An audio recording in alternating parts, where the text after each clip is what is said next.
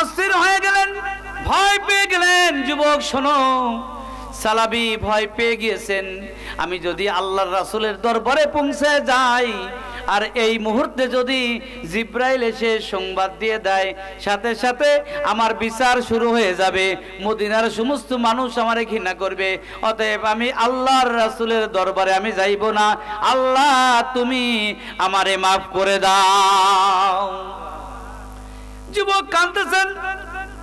এরপরে মদিনার দিকে, মসজিদে নববীর দিকে আল্লাহর রাসূলের দরবারে না এসে যুবক এইবার দৌড় শুরু করে দিয়েছে। দৌড় পারতে পারতে মদিনার পাহাড়ের কাছে চলে গেছেন। পাহাড়ের কাছে যেয়ে বলছেন, মালিক তুমি আমারে মাফ করে দাও, তুমি যদি মাফ না করো রে মালিক, আমি কার কাছে যাব? সালাবী রাদিয়াল্লাহু তাআলা কাঁদতেছেন, আল্লাহর কাছে প্রার্থনা করতেছেন, মালিক তুমি আমারে মাফ করে দাও। তুবু ইলাল্লাহি তাওবাতুন নাসুহা। একনিষ্ঠভাবে সালাবী কান্নাকাটি শুরু করে দিল। কাঁদতেছেন কাঁদতেছেন, একদিন যাই দুই দিন যাই, সালাবী কাঁদতেছেন, খাওয়া নাই পরা নাই। আরে সালাবির পানিও পান করা নাই, সালাবির কোনো খাবারও আজ 2 দিন 3 দিন নাই। 3 দিন হয়ে গেল। আল্লাহ রাসূল বললেন, ও আবু বকর, ওমর, ওসমান, আলী, আমি আমার ছোট্ট সাহাবী সালাবিকে মদিনার বাজারে বাজার করতে পাঠিয়েছিলাম। সালাবি আজ 3 দিন পর্যন্ত আমার দরবারে আসে না। না জানি সালাবির কোনো বিপদ হলো কিনা, সালাবি কোনো অসুস্থ হলো কিনা, সালাবিকে বাগে খেয়ে ফেললো কিনা, সালাবির কি অবস্থা তোমরা দেখো। আল্লাহর নবী 2 জন সাহাবীকে পাঠিয়ে দিলেন, হযরত আলী এবং অন্য সাহাবীকে পাঠিয়ে দিলেন সালাবির খোঁজার জন্য। সালাবী রাদিয়াল্লাহু তাআলা দৌড় পারতেছেন, আর এদিকে সাহাবীরাও খুঁজতেছেন। খুঁজতে খুঁজতে খুঁজতে খুঁজতে কোথাও পাওয়া যায় না, মদিনার বাজারে অলিগলিতে পাওয়া যায় না।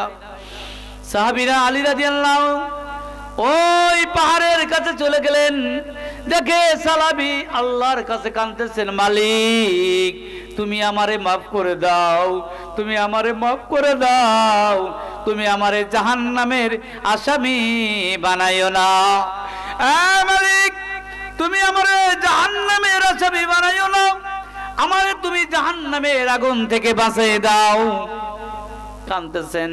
ইতিমধ্যে আলী রাদিয়াল্লাহু বলেন, ও সালাবী তুমি আজ 3 দিন পর্যন্ত আল্লাহর রাসূলের দরবারে যাও না, আল্লাহর রাসূল তোমারে ডাকতেছেন, তুমি তাড়াতাড়ি চলো আল্লাহর রাসূলের দরবারে যাই। সালাবী বলতেছেন, না না, আমি ততক্ষণ পর্যন্ত আল্লাহর রাসূলের দরবারে যাইব না যতক্ষণ না আল্লাহ রাব্বুল আলামিন আমার তওবা কবুল না করে। সুবহানাল্লাহ বলেন। জাহান্নামের আসামি হয়ে আমি আল্লাহর রাসূলের দরবারে যাইতে চাই না। আল্লাহ আমারে মাফ করবেন। আমি যে অন্যায় করেছি, কি অন্যায় করেছো তোমাদের কাছে বলা যাবে না, তাহলে চলো রাসূলের দরবারে যাই। রাসূলের দরবারে নিয়ে আসা হলো। আল্লাহর রাসূল এই 12-13 বছরের সাহাবীকে সালাবীকে কোলে করলেন, বলেন সুবহানাল্লাহ। আল্লাহ রাসূল কোলে করে বললেন, সালাবী রে তুমি আজ 3 দিন পর্যন্ত আমার কাছে আসো না, কি অপরাধ হয়েছে তোমার, কি ভুল করেছি আমি, কি সমস্যা হয়েছে আমার দরবারে আসতে, আমার কাছে আসতে? সালাবী বলতেছেন, ইয়া রাসূলুল্লাহ, ইয়া হাবিবাল্লাহ, আপনি আমারে মদিনার বাজারে পাঠিয়ে দিয়েছিলেন। আমি যাইতে যাইতে পথের মধ্যে দেখি এক যুবতী গোসল করে, ওই যুবতীর দিকে আমার কুদৃষ্টি পড়ে যায়। আমি ভুল করেছি, মুহূর্তের মধ্যে আমি মালিকের কাছে তওবা করেছি, কান্নাকাটি করতেছি। এই যে চোখটা খারাপ দিকে যাওয়ার কারণে মালিক আমারে জাহান্নামের আসামি বানাইয়ে দিয়েছে।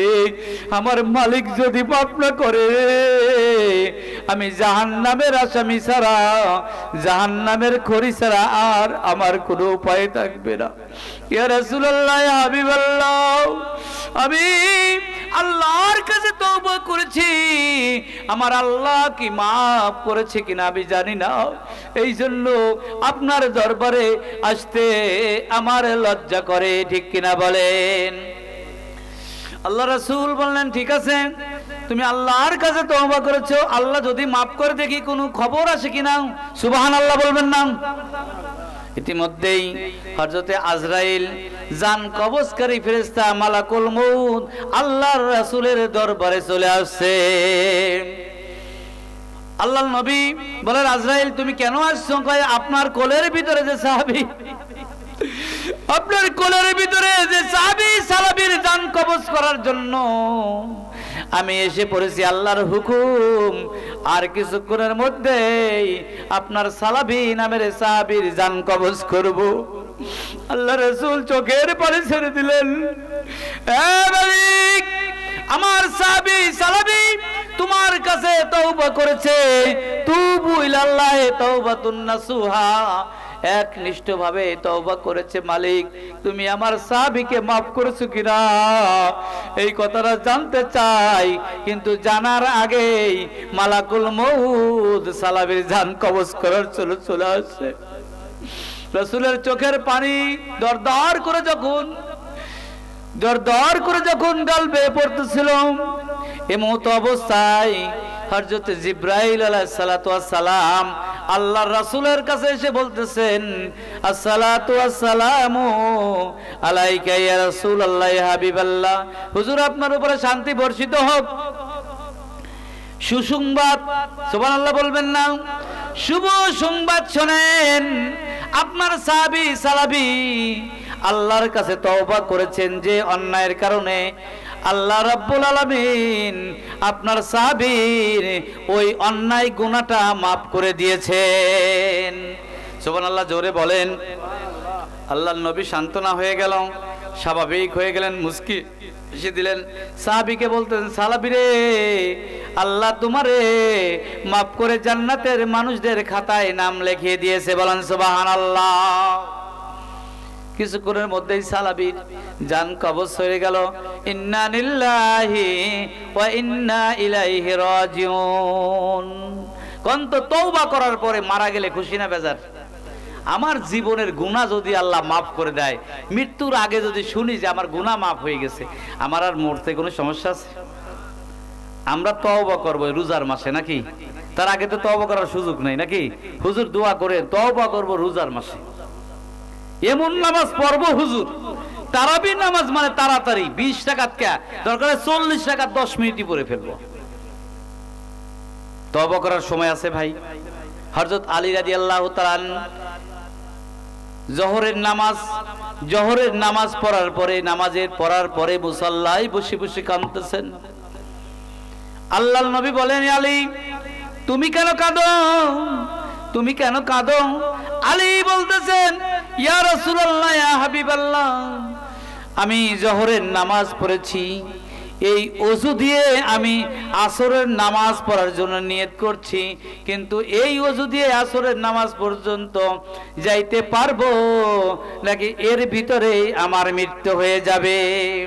যদি আমার মরণ হয়ে যায়, জোহরের নামাজের থেকে আসর নামাজ পর্যন্ত এর ভিতরে যদি আমার মরণ হয়ে যায়, তাহলে কি হবে? আল্লাহর নবী বলেন, ও আলী, জোহর থেকে আসর নামাজ অনেক সময় 1:30টার সময় যদি নামাজ পড়ি, আসরের নামাজ যখন 4:45টায়, তাই না? এখন এত দূর সময়। আল্লাহ রাসূল হাবিব বিশ্ব নবী বলেন, আলী রে, তুমি তো জোহরের থেকে আসর নামাজ পর্যন্ত দীর্ঘ একটি সময় হায়াতের জিন্দেগি চিন্তা করো, কিন্তু আমি বিশ্ব নবী বলতেছি, ডান পাশে সালাম দিব, আসসালামু আলাইকুম ওয়া রাহমাতুল্লাহ, ঘাটটা ঘুরাইয়া বাম পাশে নিতে পারবো কিনা, এর ভিতরেই আমার মৃত্যু হয়ে যাইতে পারে। আল্লাহ রাসূলের কি চিন্তা দেখেন, ডান পাশে ঘাটটা বাম পাশে নিতে পারবো কিনা, এর ভিতরে আমারে মৃত্যু হয়ে যাইতে পারে। আর আমরা মনে করি কি, যারা সামনের বছরে তোরে দেখে দেব, তাই না? সামনের বছর কোথায়? চোখেরই পলকে তুমি হতে পারো লাশ, ঠিক না? চোখেরই পলকে তুমি হতে পারো লাশ, চিরতরে বন্ধ হবে তোমারই নিঃশ্বাস, হবে এলাল তোমারই নাম, হবে এলাল তোমারই নাম মসজিদের মাইকে, বাড়িওয়ালা নাই রে বাড়ি নাই রে দুনিয়াতে, বাড়িওয়ালা নাই রে বাড়ি নাই রে দুনিয়াতে, বাড়িওয়ালা নাই রে বাড়ি নাই রে দুনিয়াতে। ঠিক কিনা বলো? তোমার ভয়ে থাকতো মানুষ কত বাহাদুরি। আছে না? ভাব দেখেন না? হ্যাঁ, তাহলে দেখাই দেবো আমি কি চিনিস, আমার চিনিস কিনা, আমি কোন দলের কেমন কি, আমি কোন দলের কি চিনিস, আমি অমুকের, তাই না? এরকম দেখায় না ভাই? অনেকে ভাব দেখায়, কত মানুষ ভাব দেখাইলো, ভাব দেখাইতে দেখাইতে চলে গেল। তোমার ভয়ে থাকতো মানুষ কত বাহাদুরি, ভাবনি হাওয়ায় উড়াই তুমি যে রঙের ঘুড়ি, সুতায় টান দিলে মালিক, সুতায় টান দিলে মালিক পারবে না টাকাতে, বাড়িওয়ালা নাই রে বাড়ি নাই রে দুনিয়াতে, বাড়িওয়ালা নাই রে বাড়ি নাই রে দুনিয়াতে, বাড়িওয়ালা নাই রে বাড়ি নাই রে দুনিয়াতে। ঠিক কিনা ভাই? মুহূর্তের মধ্যে চলে যাইতে হবে ভাই। দাদাও গিয়েছে, বাবাও গিয়েছে, কত মানুষ গল্প করতে করতে স্টক করেছে কৃষ্ণনগর বাজারে গ্যাসের বড়ি আর মেলে না, বেলগাছি বাজারে গ্যাসের বড়ি মেলে না, প্রথম দিয়া কালুখালী বাজারে গ্যাসের বড়ি মেলে না। এই যে দেখেন আমাদের, এই যে আমাদের মৌলানা কি নাম, জসিমউদ্দিন ভাই, চেনেন নাকি? কাজী ভাই, আপনাদের এলাকার কাজী ভাই আমার বড় ভাই, আমার খুব মহব্বতের মানুষ ছিল, পরে খুব ভালোবাসতো। যখন মুন্সিগঞ্জ থাকতো তখন থেকে তার সাথে পরিচয়। আফরাতে বিয়ে করলো আমার মাদ্রাসার পাশেই। জসিম ভাই এত মহব্বতের মানুষ, জসিম ভাইয়ের কথা এখনো ভুলি নাই। ওরে যুবক, ওরে ভাই, বাবা শুনে রাখো, কালুখালীর বাজারে চা খাইতে দেরি, পান খাইতে দেরি হয়, জসিম ভাই দুনিয়ার থেকে যাইতে তার দেরি হয় নাই। ঠিক না ভাই? কত মানুষের জ্বালা যায় গেলাম, কত বলার সুযোগ হয় না। ছেলেরে কি বলবে, মেয়েরে কি বলবে, বলে যাওয়ার সুযোগ হয় না। চোখের পলকে দুনিয়ার থেকে চলে যায়। কথা ঠিক কিনা বলেন? যায় না ভাই? আরে আমিও যাব, তুমিও যাবার যুবক। ও বুড়া বাবা, দুনিয়ায় কার জন্য কি করলে, কার জন্য বাড়ি করলে, কার জন্য ঘর করলে, জমি জাতি করলে? ছেলেরে পড়ানোর জন্য, চাকরি দেওয়ার জন্য ব্যস্ত হয়ে গেলে, ছেলেরে চাকরি দেওয়ার জন্য ব্যস্ত হয়ে গেলে, মেয়েরে পড়ানোর জন্য ব্যস্ত হয়ে গেলে, মেয়েরে বিবাহ দেওয়ার জন্য ব্যস্ত হয়ে গেলে, ছেলেরে বিদেশ পাঠানোর জন্য ব্যস্ত হয়ে গেলে, তোমার নিজের ঘরটা সুন্দর করার জন্য ব্যস্ত হয়ে গেলে, তোমার বাড়িটা সুন্দর করে তৈরি করার জন্য, টাইলস করার জন্য ব্যস্ত হয়ে গেলে, কিন্তু আমি আল্লাহ তোরে এত সুন্দর করে, এত আশা করে তোরে দুনিয়ায় পাঠাইয়েছিলাম, আমার কিছুই তুই করে আসতে পারলি না। তোর নিজের জন্যই ব্যস্ত থাকলি, এতদিন নিজের জন্য ব্যস্ত, এখন ছেলের জন্য ব্যস্ত, এখন মেয়ের জন্য ব্যস্ত, এখন জামাইয়ের জন্য ব্যস্ত, এখন নাতি নাতকুরের জন্য ব্যস্ত, এখন বন্ধু বান্ধবের জন্য ব্যস্ত, এখন চেয়ারম্যানের জন্য ব্যস্ত, এখন রেলমন্ত্রীর জন্য ব্যস্ত। ঠিক কিনা ভাই? তুই দুনিয়ার ব্যস্ততার ভিতরে তুই চললি রে, কিন্তু আমার যে কাজটা দিয়ে তোরে পাঠাইছিলাম সেই কাজটা তুই কি করলি? সেই কাজ কি? সেই কাজ কি? ওমা খলাকতুল জিন্না ওয়াল ইনসা ইল্লা লিয়াবুদুন। আমি তোরে আমার ইবাদত করার জন্য পাঠাইছিলাম। ঠিক কি না? আমি তোরে আমার ইবাদত করার জন্য পাঠাইছিলাম। তুই তো মোবাইল নিয়ে ব্যস্ত হলি, আমার কি ব্যস্ত হলি? তুই তো টেলিভিশন দেখা নিয়ে ব্যস্ত হলি, তুই আমার কি ব্যস্ত হলি? তুই তো মাছ মারা নিয়ে ব্যস্ত হলি, তুই তো পেঁয়াজ লাগানোর জন্য ব্যস্ত হলি, পেঁয়াজের বাজারে বেশি দাম পাওয়ার জন্য হুটাপাটা করে তুই ঢাকা চলে গেলি ট্রাক নিয়ে। তা আমার জন্য কি করলি? হ্যাঁ, ছেলে বিদেশে টাকা পাঠাচ্ছে, ঘর বাড়ি করার জন্য তুই ব্যস্ত হলি। কালুখালী বাজারে বড় একটা দোকান দেওয়ার জন্য তুই ব্যস্ত হলি। বেলগাছি বাজারে, পুরাতন বাজারে তুই দোকান দেওয়ার জন্য ব্যস্ত হলি। তুই আমার জন্য কি ব্যস্ত হলি? সমস্যা আপনাদের বুঝাইতে পারছি? আমার জন্য তুই কি করলি রে ভাই? ও বাবা, তুই আমার জন্য কি করছিস? আমার আল্লাহর জন্য? ওই বান্দা, তুই আমার জন্য কি করেছিস? এই জন্য ভাই বাবা, আমরা কিছু আল্লাহর জন্য করে যাব না ভাই? আল্লাহর জন্য কিছু করতে হবে না ভাই? মুহূর্তের মধ্যে মরে যাব। চোখটা বন্ধ করেই দেখেন, বালির ভিতরে বাবারে গেড়ে দিয়ে আসলেন, মারে কবর দিয়ে আসলেন বালির ভিতরে, দিচ্ছেন না ভাই? কই, মাটির সাথে মিশে চলে গেছে, তাই না? মাটির মানুষ মাটির সাথে মিশে গেছে, মাটির মানুষ মাটির সাথে মিশে গেছে। কই, তাহলে কি আর হুজুর মরে গেলে মাটির সাথে মিশে যাও? না না না না না না, মাটির সাথে তুই মিশে গেলে হবে না। আল্লাহ বলছেন তোরে নাপাক পানি দিয়ে সৃষ্টি করেছিলাম। হ্যাঁ, তুই তো মায়ের পেটে ছিলি 10 মাস, এরপরে তুই ডেলিভারি হয়েছিস, এরপরে তোর ভাষা কান্না ছিল, তোর প্রস্রাব পায়খানায় জড়াইয়ে পড়তি। আরে তোর তো দাঁত দিয়েছিলাম না, তুই তো শক্ত জিনিস খাইতে পারতি না, পারতে? তুই তো হাঁটতে পারতি না, তুই তো পড়ে যাইতি, পারতে না? একটা ছাগলের বাচ্চা চিন্তা করেন, ছাগলের বাচ্চা জন্মের পরে হাঁটা শুরু করে, ঠিক কি না?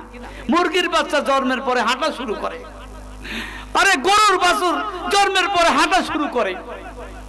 হ্যাঁ, আরে বান্দা, তুই তো জন্মের পরে হাঁটতে পারিস নাই, তোর ভাষা তো কান্না ছিল, তুই তো খাইতে পারিস নাই।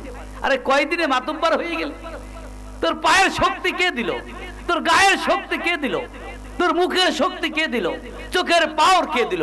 তাকাই দেখ বুড়া বাবার দিকে, তার চশমা লাগানো লাগে, তোর মতনও তো ছিল যুবক, তার পাওয়ার কম ছিল না, এখন তো চশমা ছাড়া চোখে দেখে না। তোর মতন কত শক্তি ছিল ওই যুবকটারে, ওই বৃদ্ধ বাবারে, এখন তো লাঠি ছাড়া চলতে পারে না, এখন তো গাড়িতে উঠতে পারে না, এখন তো আগের মতন হাঁটতে পারে না। তোর মতন যুবক আমাদের কম শক্তি ছিল না, আমাদের বক্তৃতার মঞ্চে যখন বক্তব্য দিতাম, তুই আর কেমন যুবক হয়েছিস? আমাদের তো তুই চিনিস না, আমরাও তো বুড়া হয়ে গেলাম, চুলদারি তো আমারও পেকে গেল, আমারও তো জোরের চুলদারি পেকে গেল, ফরিদ ভাই তো আগের মতন নাই, আছে নাকি? এরকম সবাই তো চলে যেতে হবে ভাই। কি করে গেলাম? মালিকের জন্য কি করলাম? মালিক তো কিয়ামতের ময়দানে দাঁড় করাই রাখবে, দাঁড় করাই রাখবে। কতদিন? 50,000 বছর, 50,000 বছর দাঁড় করাই রাখবে। ইয়াউমা ইয়াকুমু রূহু ওয়াল মালায়েকাতু সাফফা লা ইয়াতাকাল্লামুনা ইল্লা মান আযিনা লাহুর রহমান ওয়া ক্বালা সাওয়াবা যালিকাল ইয়াউমুল হক। সুবহানাল্লাহ বলেন। কিয়ামতের ময়দানে আল্লাহ বলবে, এই রুহু, ইয়াউমা ইয়াকুমু রুহু, রুহু এই আত্মাগুলো, আমার আত্মা কোথায় যায়? কোথায় যায়? কয় হুজুর ঘুরে বেড়ায়? না না, আত্মা তো ইল্লিন আর সিজ্জিনে যায়। আত্মা কোথায় যায়? ইল্লিন আর সিজ্জিনে যায়। জান্নাত আর জাহান্নামের দুইটা কুঠারের মধ্যে থাকে, দুই জায়গায় থাকে। দেখুন না, জেলখানার আসামি এক একজনের এক এক রকমের শাস্তি। হ্যাঁ, সবারই তো পায়ে ডান্ডা বেরি দেয় না, সবাই তো হ্যান্ডকাপ দেয় না, আরে সবাই তো ছোট্ট কুটিরে থাকে না, কেউ রাজকীয়ও থাকে, ঠিক কি না বলেন? এরপরে ওই রুহুগুলো ডেকে নিয়ে আসা হবে, ডেকে নিয়ে আসে। আল্লাহ বলবেন, রুহু এইবার আসো। ইয়াউমা ইয়াকুমু রুহু ওয়াল মালায়েকাতু সাফফা, এই রুহুগুলো আর ফেরেশতাগুলো সব কাতার বন্দী হয়ে যাও, কাতার বন্দী হয়ে যাও। আরে ঈদের নামাজ পড়েন না ভাই? ঈদের নামাজে ইমাম সাহেব বলে না এবার কাতার সোজা করেন? নামাজের ইমাম সাহেব বলে না যে এই মুসল্লিরা কাতার সোজা করেন, ইকামত হয়ে গেল, কাতার সোজা করেন, বলে না? কাতার সোজা করার পরে 50,000 বছর, সেই 50,000 বছর কিয়ামতের ময়দানে দাঁড়িয়ে থাকতে হবে। আরে সেখানে ছাতা থাকবে না, আরে সেখানে মেঘ থাকবে না, সেখানে সূর্যটা একেবারে নিকটে, মাথার নিকটে আসবে, মাথার গিলুক টকবক টকবক করে উতলায় থাকবে, আর পায়ের জমিনটাকে পুরো তামা তামা হয়ে যাবে, আর জমিনে দাঁড়িয়ে থাকতে পারবে না। আর সবাই বলবে বাসাও আর বাসাও, বাসাও আর বাসাও। আল্লাহ বলবে আর দাঁড়া দাঁড়া, এত চিল্লাচিল্লি করিস না, নামাজের ভিতরে তোর 5 মিনিট সহ্য হয় নাই, মশা মারিস পাও দিয়ে, ঠিক না? মশা মারে পাও দিয়ে, সহ্য হয় না। ইমাম সাহেব যদি সূরা একটু বেশি জোরে করে ধরে, একটু বেশি ধরে, তাহলে কয় এই হুজুর ভালো না, আমাদের আগের ইমাম সাহেবই ভালো ছিল। তারাবির নামাজ যদি একটু তাড়াতাড়ি পড়ে তো এই হুজুর এইটা ভালো, আর যদি আস্তে একটু ধীর সুস্থি পড়ে 20 মিনিটের জায়গা 1 ঘন্টা লেগে যায়, বলে এই হুজুরই চেঞ্জ করতে হবে, ঠিক না বলেন? ঠিক তো বলবেন না, ঠিক তো বলবেন না। কয় বছর? 50,000 বছর, 50 মিনিট, 50 দিন, 50 মাস, 50,000 বছর কিয়ামতের ময়দানে দাঁড়িয়ে থাকতে হবে, সেখানে মাথার গুলো টকবক টকবক করে উতলাইতে থাকবে, আর মানুষ বলবে বাঁচাও বাঁচাও বাঁচাও। আরে তোরে কে বাঁচাবে, তোরে কে বাঁচাবে, তোরে কে বাঁচাবে, তোরে কে বাঁচাবে? কে তোর বাপকে ডাক, তোর মাকে ডাক, তোর নেতাকে ডাক, তোর চেয়ারম্যানকে ডাক, তোর মেম্বারকে ডাক, তোর মন্ত্রীকে ডাক, তোর প্রধানমন্ত্রীকে ডাক, কেউ আসবে না, কেউ আসবে না। সবাই তো নাচানাচি, সবাই তো নাচানাচি, সবাই তো নাচানাচি, ঠিক কিনা? কেউ কারো দিক তাকানোর সুযোগ থাকবে না, সবাই তো নাচবে, সবাই তো বলবে বাঁচাও, সবাই তো বলবে বাঁচাও। সবাই চলে যাবে আদমের কাছে, বাবার কাছে চলে যাবে। ও বাপ, বাপ রে, তুই তো আমাদের প্রথম বাপ, তোর তো আল্লাহ প্রথম সৃষ্টি করেছে, বাপ একটু আমাদের বাঁচানোর ব্যবস্থা করে। বাপ বলবে আমারই তো অবস্থা খারাপ, ঠিক কিনা? আদম আলাইহিস সালাম বলবে আমারই তো অবস্থা খারাপ, আমার তো আল্লাহ বলছে লা তাকরাবুস শাজারা, ওই গাছের কাছে যেও না। আমি তো গাছের কাছে গিয়েছি, আমার বউ যে কি কামটা করছে রে, হ্যাঁ, মাইয়া মানুষ যে আমারে কি কাম করছে, আমি তো যাইতে চাই না। গন্ধম ফল খর শয়তান ওরে ঘাটটা ধরে গন্ধম ফল খাওয়াইয়া, ও তো খাইছে খাইছে, আমারও খাওয়াইছে। ঠিক বলবেন না? শোনেন কাহিনী, খালি টেলিভিশনের সামনে বসে কাজ হবে না, শোনেন কাজটা কি। সময় তো বেশি পাবো না, কিন্তু একটা কথা বলে যাই। বাবা বলবে যে আমার তো দোষ ছিল না, দোষ ছিল কার? ওই মাইয়াডার। বাড়ি যত অশান্তি করে, বাড়ি যত ফেতনা হয়, বাড়ি যত ঝরকা লাগে, বৌতি বৌতি, শাশুড়ি শাশুড়ি, এই ভাইয়ের সাথে ওই ভাইয়ের যত ঝরকা লাগে, সব হলো শাশুড়ির মায়ের জন্য, শাশুড়ির মেয়ের জন্য। শাশুড়িটা ওই রকম, যে বাড়িতে বেটার বয়সে সেই শাশুড়িও এইরকম। শাশুড়ি কয় আমু তো আমার শাশুড়ির লগে জর্গা করতাম, তাই না? শান্তি কারে বলে? শাশুড়িরও ভালো হওয়া লাগবে, বেটার বড়ও ভালো হওয়া লাগবে, ঠিক কিনা ভাই? ওদিক থেকে আবার শাশুড়ির বেটা মেয়ে তো ভালো হতে চাইছিল, কিন্তু ওই আর এক যে পেকাতিম আছে মহারানী কটকটি, উনি যে ভোল্টেজ মারে মেয়ে এখানে সেই নাচান আছে। আমার বাপের বাড়ির টাকা দিয়ে তোর আমি বিদেশে পাঠাইছিলাম, আমার বাবার বাড়ির টাকা দিয়ে তোরে খাট কিনে দিয়েছিলাম, আমার বাবার বাড়ির টাকা দিয়ে তোরে ঘর তোলার সময় 50,000 টাকা কিস্তি তুলে আমার বাপ এখনো টানতেছে। আমার সাথে আমার লগে আবার ভেজাল করো, নাইমা কথা কও, ঠিক কিনা ভাই? আপনাদের চরে এই কাজটা ঘটে না, এটা আমাদের উপরে ডাঙার আলাদের কথা বলতেছি। হাই হাই হাই হাই, এটা আজকের কথা না মা। ও মা, তুমি বেজার হইও না, তোমার দোষ না, ওটা দোষ তো হলো আগের থেকে হয়েছে। মা হাওয়া আলাইহিস সালাম এই কাজটা যদি না করতো, গন্ধম ফল যদি উনি না খাইতো, তাহলে কি এরকম ঘটনা ঘটতো? ব্যস্তা তো ওইখানেই লাগছে। আদমের কাছে বলবে, আদম বলবে আমি পারতেছি না, তোমরা ইব্রাহিম নবীর কাছে যাও। ইব্রাহিম আলাইহিস সালামের কাছে যাবে, বলবে যে আমি তো পারবো না, কারণ আমি জাতির পিতা, মিল্লাত আবিকুম ইব্রাহিম ওয়া সাম্মাকুমুল মুসলিমিন। আরে আমি তো আমি তো জাতির পিতা ইব্রাহিম। আমার একটা ঝামেলা হয়েছে, আমারও একটা ঝামেলা হয়েছে। আমার জাতিরা যখন ওই মেলায় গিয়েছিল, আর মেলার থেকে আসার আগেই আমি যখন মূর্তিগুলোনের কুড়াল দিয়ে ভাইয়ের চুরমার করে দিয়েছিলাম, আমার জাতি বলেছিল মূর্তি ভাঙছে কিরা। আমি তো জানি না, আমি একটা মিথ্যা আশ্রয় নেওয়ার কারণে আমি বলেছিলাম মূর্তির গুলোনের জিগাও, কয় মূর্তি কি ভাঙে, কয় তাহলে আমি ভাঙছি নাকি। একটু চতুরতা করেছিলেন ইব্রাহিম আলাইহিস সালাম, ঠিক কিনা? এই কারণে আল্লাহ যদি আজকে আমারে ধরে, আমার তো কোনো উপায় নেই। যাও যাও যাও যাও, তোমরা মুসা নবীর কাছে যাও। মুসা নবীর কাছে যাবে, হায় হায় হায় হায়, মুসা নবী বলে আমিও পারতাম না। কারণ হলো আমি যখন তুর পাহাড়ে আল্লাহর সাথে কথা বলতে গিয়েছিলাম, আমার যখন একদিন পরে ফিরে আসার কথা ছিল, আমি তো 40 দিন পর্যন্ত বেহুশ হয়ে পড়ছিলাম। আল্লাহু আকবার, আমি তো আল্লাহর সাথে কথা কইতে পারি নাই। আরে আমার জাতি এই ভাগে মনে করতে গেছে গা, ও আর আল্লাহর সাথে কথা বলতে পারবে না, ও আমাদের কাছেও আসতে পারবে না। এই জন্য আমার জাতি সামেরি নামক একজন ব্যক্তি তার সাথে করে গরুর একটা বাছুর বানায়া পূজা করেছিল। আল্লাহ যদি বলে তোমার ভাই হারুন আলাইহিস সালাম দেশে থাকতে, হারুন নবী দেশে থাকতে, তোমার ভাই থাকতে সামেরি কিভাবে গরু বানাইলো আর গরুর বাছুর তোমার জাতি পূজা করলো, এটার জবাব দাও। আমিও পারতাম না। তোমরা চলে যাও ঈসা নবীর কাছে, ঈসা নবীর কাছে যাওয়া হবে। ঈসা নবী বলবে আমিও পারবো না, কারণ আমার জাতি আমারে আল্লাহর বেটা বলছে, আমার মা তো বিবাহ হয় নাই, আল্লাহ তো পবিত্র রূহ দিয়ে আমারে তৈরি করেছিল। আমি তো রুহুল্লাহ, ঈসা রুহুল্লাহ, আমি তো আল্লাহর পবিত্র রূহ থেকে তৈরি হয়েছি। আর আমার জাতি বলেছে আল্লাহর বেটা। এই যে দোষারোপ দিয়েছিল, এই জন্য যদি আল্লাহ বলে এই ঈসা তোমার জাতি তোমারে আমার বেটা বলেছো, আমার তো লাম ইয়ালিদ ওয়ালাম ইউলাদ, আমি তো কারো জন্মও দেই নাই, কারো থেকে জন্মগ্রহণ করি নাই। আল্লাহু আকবার বলেন।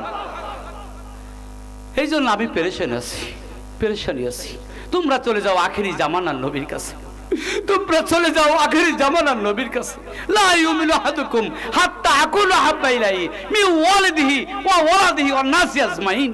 তুমি ততক্ষণ ইমানদার হতে পারবা না যতক্ষণ না তুমি তোমার পিতা মাতা, তোমার সন্তান সন্ততি, তোমার স্ত্রী পুত্র, ওয়ান নাসি আজমাইন, দুনিয়ার সব মানুষের থেকে আল্লাহরে আমার নবীরে বেশি ভালো না বাসবে, আমার নবীরে বেশি মহব্বত না করবে, আমি নবীরে ভালো না বাসবে, ততক্ষণ তুমি ইমানদার হতে পারবা না। সুবহানাল্লাহ বলেন।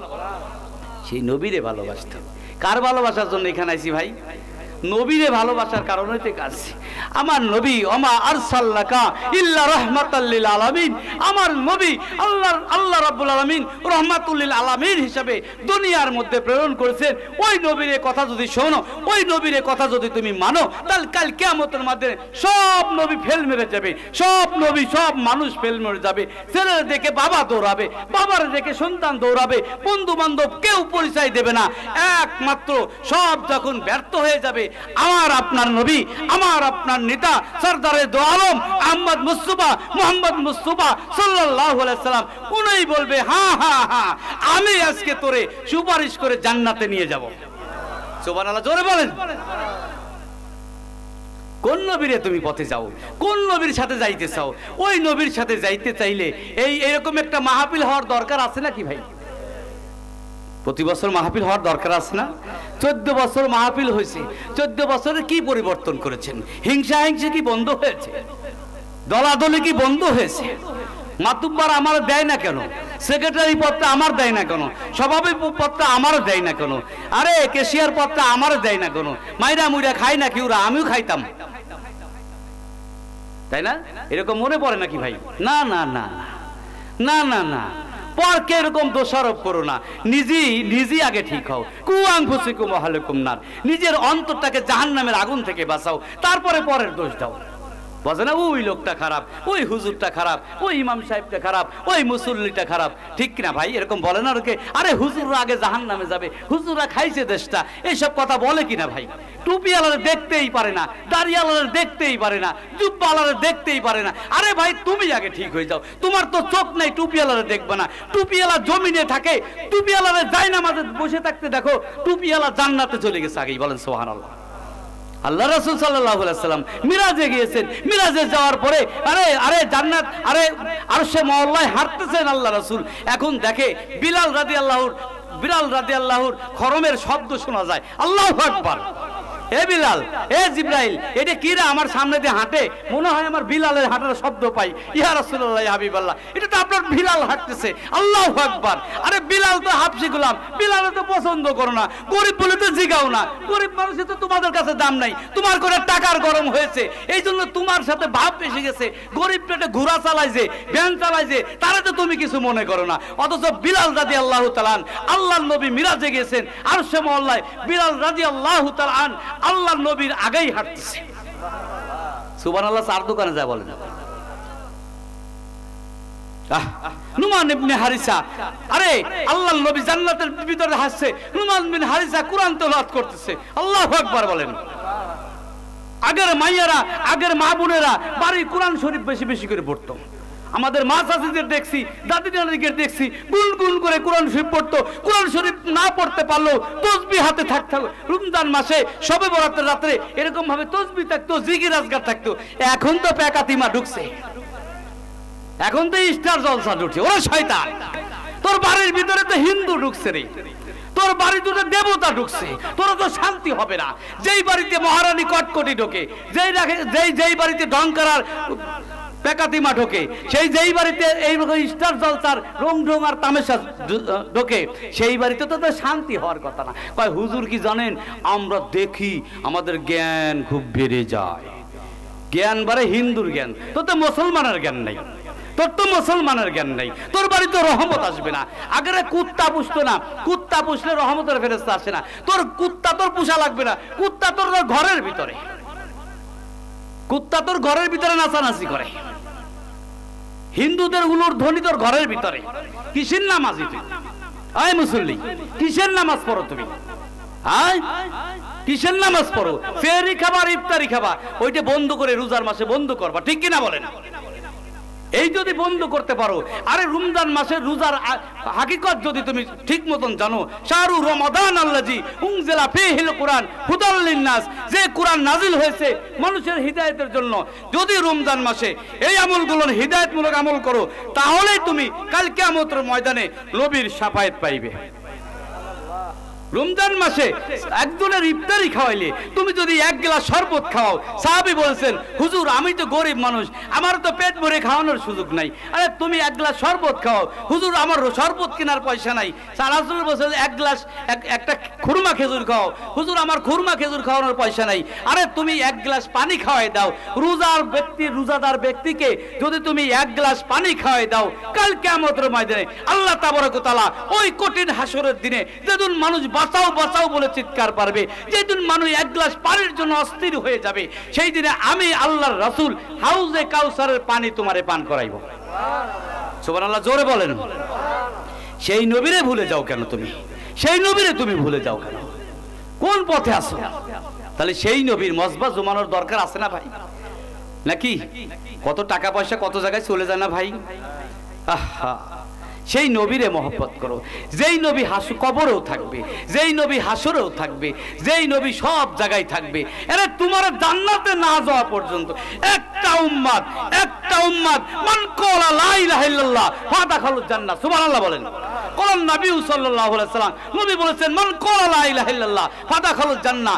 আমার উম্মত একবার যদি ইখলাসের সাথে লা ইলাহা ইল্লাল্লাহু মুহাম্মাদুর রাসূলুল্লাহ সাল্লাল্লাহু আলাইহি সাল্লাম বলে, আমি নবী তারে সুপারিশ করিয়া জান্নাতে নিয়ে যাব।